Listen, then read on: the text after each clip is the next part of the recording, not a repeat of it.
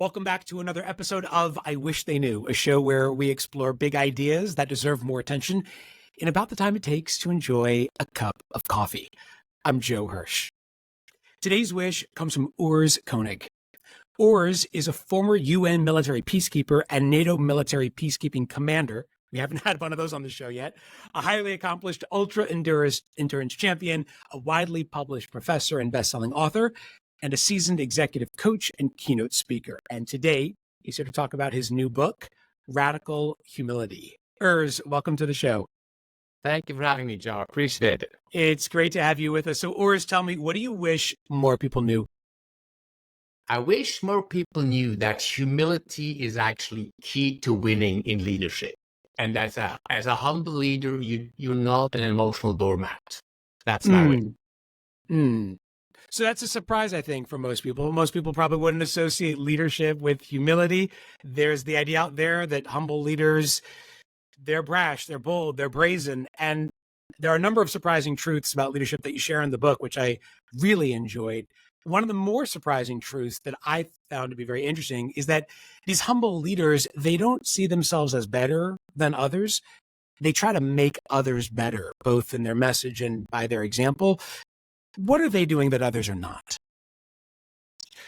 They're leading through their people. So, they take themselves out of the spotlight and let their people shine.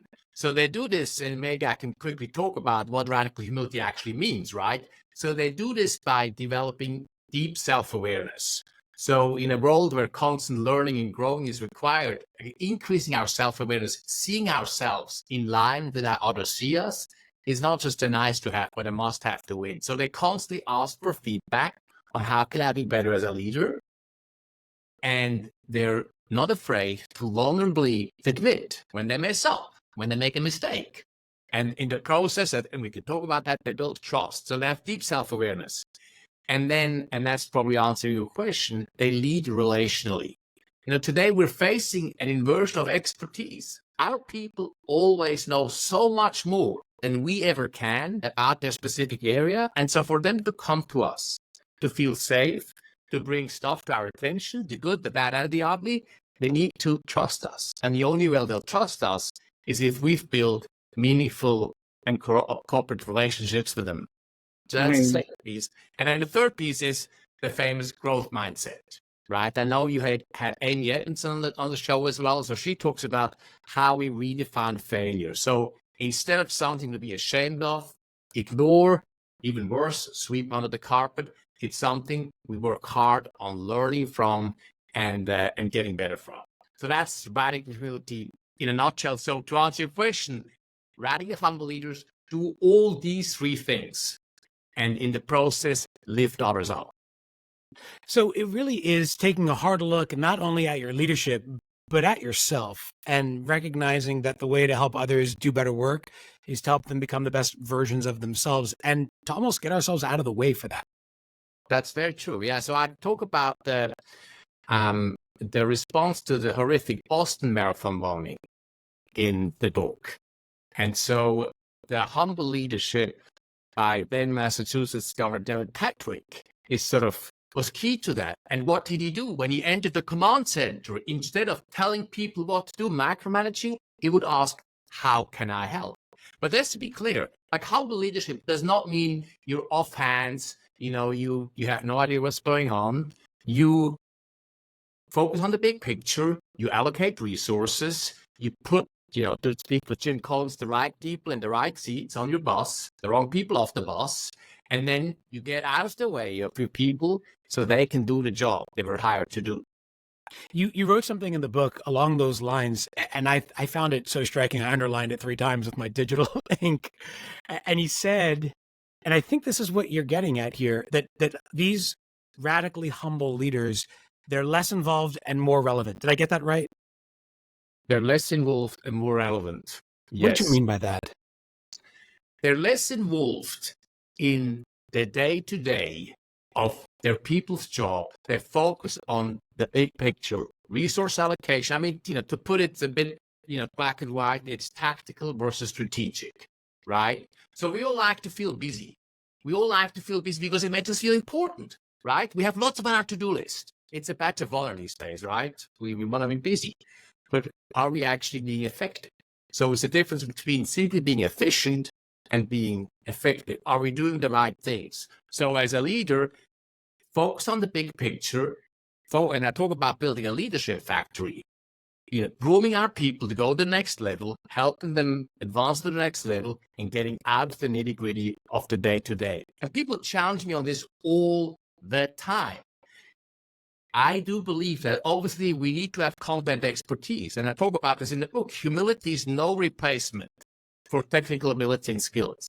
Let's be very clear about that. But there's a huge danger of us as we race through the ranks that we are then, and we get promoted to the next level, always one level too far, right? Famous Peter principle, that we're getting too involved and too stuck in our people's day-to-day work. There's something, I can't remember who said it. It might have been Richard Branson. Tell me if I'm wrong.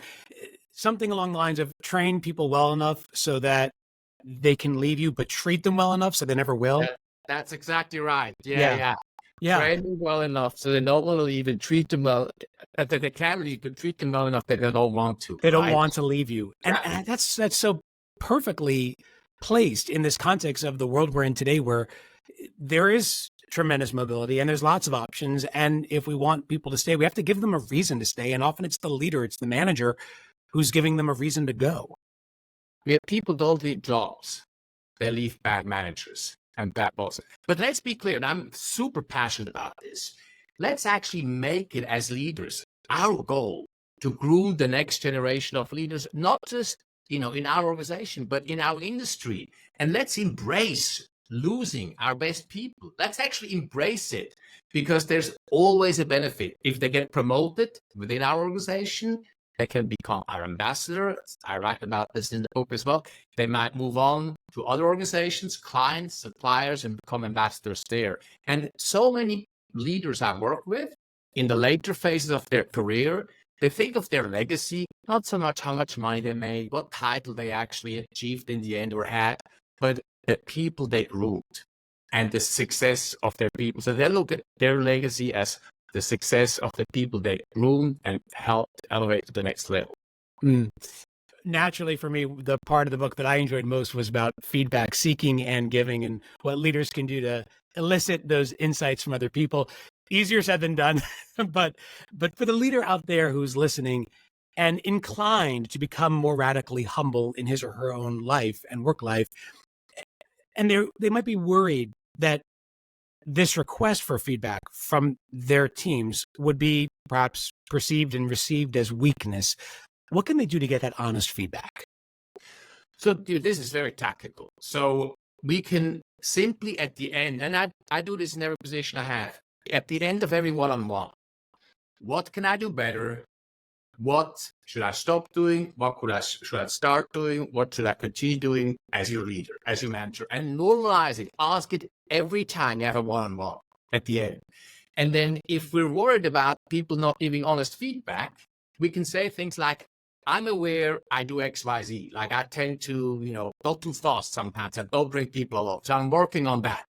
Can you give me some feedback on how I can do better? So we actually put our own goal out there, and then that makes it safer for our team members to then give us honest feedback when they see us actually working towards the goal versus keeping it just open-ended. Oh, that's clever. So it's not about, I might be speaking up against my boss and telling him or her something that they don't want to hear. They've actually given me permission to share this information, and now I'm doing a service by giving them that feedback. That's exactly right. As a leader, I put my own goal out there, so I'll invite you to help me achieve my goal. And we can even be, addressing it head on. We can say, I know it could be scary to give your leader feedback. I feel sometimes self-conscious about giving my boss feedback, but I truly see your ability to give me feedback, both positive and negative, as your professionalism, as part of your strong professionalism. Yeah, and it's also really smart because leaders get the feedback cultures that they deserve. And so when they model good feedback seeking practices for themselves, they make it possible and permissible for everyone else to do the same in their own lives. Yeah. You do this on a regular basis, and I'm humbly proud to say that I really do this in every leadership position, including in the military. It really normalizes it. You build a feedback culture and you catch small things before they become big things. Yeah. Yeah. If you don't talk about it now, you're going to pay for it later. That's right. I mean, I talk about this, little example in the book. During my peacekeeping mission, I would put my sidearm as an old officer on my desk, and just keep working on my laptop. But rules have changed these days. The sidearm is either on your body or it's locked up. And I simply asking for feedback. One of my officers was able to give me that, and it was a big thing. But it would have gotten a big thing if I would have not addressed it. Yeah. Okay. So let's say you're working for someone who, let's just say, doesn't abide by the radically humble principles and practices you've set out to describe in the book. As a result, that workplace vibe, that culture may feel a little too brazen, maybe too much command and control, not enough humility. What can we do as employees to maybe guide our managers towards becoming that radically humble leader that we want? So two things. We can actually model it with our leaders. We can proactively ask for feedback from them, right, on a regular basis. So we can, lead up like that. The other piece, and Amy Edmonds talks about this, instead of looking up and sideways and throwing up our hands, like nobody's listening, it's all command and control. What we have control over is our own team. Even if we don't have a formal leadership position, we might want to coach it, right? So we can build a pocket of humble leadership excellence within our own small environment, even if the big picture, is not exactly the culture we want to see. Yeah, you can plant that seed and watch it grow, especially when people see the benefits of that approach. They may be more inclined to take it on for themselves. That's right. Yeah. So you describe 5 shifts in the book, then thinking to now thinking, that then to now switch. And I really found that compelling. I'm curious, and maybe we can go a little behind the curtain here with you.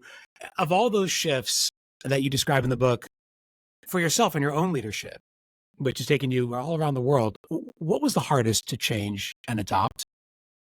I am work in progress like everybody else, right? Nobody has ever arrived. But to be totally transparent and honest, the growth mindset is not always easy for me to fully embrace. I'd love to say that I love to fail. I always learn, but I have gotten stuck in this. What will other people think, and how will it look? That sort of perfectionism mindset, and I have to consciously work on that to become better. And the military doesn't exactly support that in general. That sort of failure culture. So that's on a personal level something that I continuously have to work on. What about you, Joe? Sorry. That's great. I'm really glad you mentioned that. I think for me, it's about being a little more receptive to some of the blind spots that people point out to me. Because sometimes I'll come back and be a little defensive and say, no, that's not me. You're describing somebody else. Right. And so I think being humble in terms of how to receive that feedback and being more open to what other people are saying and to look for that signal in the noise. I think that's something that I've worked on. I think I'm better at it now than I was before, but I'll let the people closest to me answer that question. So yeah, if you're listening out there today and you think that, gosh, he really has no self-awareness, he has not even gotten a shred better at that over the years. And listening to him, all these, 170 episodes in, and the guy still doesn't realize that he's a total jerk. So, then please write in and let me know. But if that is something that you think that you've noticed in me, a sense to be a little more humble in terms of receiving those feedback messages, please do let me know.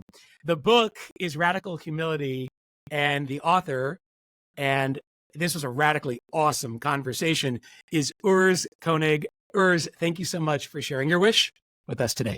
Thank you for having me. It was great.